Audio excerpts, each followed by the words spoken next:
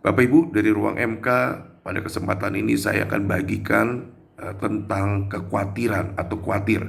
Nah, kita buka firman Tuhan. Kalau kita baca firman Tuhan di dalam Filipi pasal 4 ayat 6 dikatakan demikian.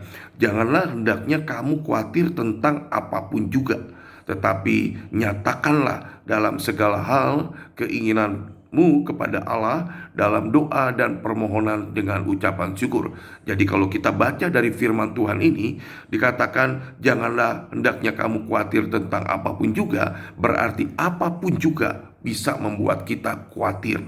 Dan perlu kita ketahui Bapak Ibu bahwa ternyata kalau kita hidup dalam kekhawatiran, itu sama juga kita membuka hidup kita untuk iblis atau setan yang menjadi musuh kita, lawan kita, menguasai, mengendalikan dan menekan hidup kita. Di dalam 1 Petrus 5 dikatakan demikian. Di dalam 1 Petrus pasal 5 ayat 7 dikatakan, serahkanlah segala kekhawatiranmu kepada Tuhan, sebab Ia yang memelihara kamu. Kemudian di dalam ayat 8 dikatakan, sadarlah dan berjaga-jagalah, lawan musuh iblis berjalan keliling sama seperti singa yang mengaum-ngaum dan mencari orang yang dapat ditelannya. Setelah Rasul Petrus menjelaskan untuk kita menyerahkan segala kekhawatiran kita kepada Tuhan, di dalam ayat 8 dikatakan kita punya lawan yang namanya iblis yang berjalan keliling mencari orang yang dapat ditelannya.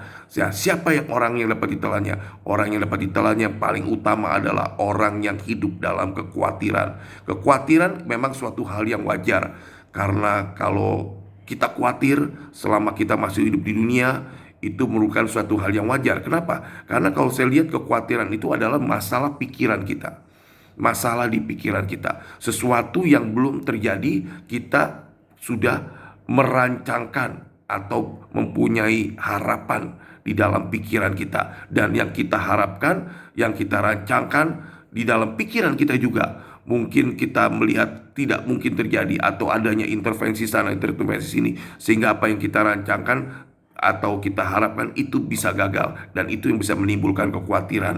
Nah, makanya seperti itu Bapak Ibu, kekhawatiran hal yang wajar, tapi jangan dibiarkan terus. Karena kalau dibiarkan terus, dia menjadi pintu masuk untuk iblis atau setan menguasai pikiran kita, yang pada akhirnya menguasai kehidupan kita.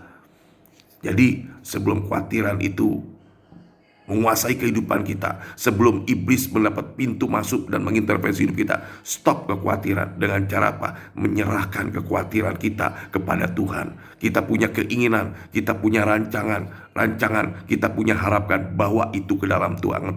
Biar kehendak Tuhan yang jadi, dan minta Tuhan melindungi, menjagai, agar apa yang kita pikirkan, kita rancangkan, itu boleh sejalan dengan kehendak Tuhan. Kita serahkan segala kekhawatiran kita, karena kalau kita biarkan hidup dalam kekhawatiran bisa apa saja, itu bisa menekan hidup kita, menghilangkan sukacita, damai sejahtera dalam hidup kita, bahkan bisa mengubah raut muka kita. Nah, Bapak Ibu, itu yang bisa saya bagikan biar menjadi berkat buat kita hari ini. Terima kasih.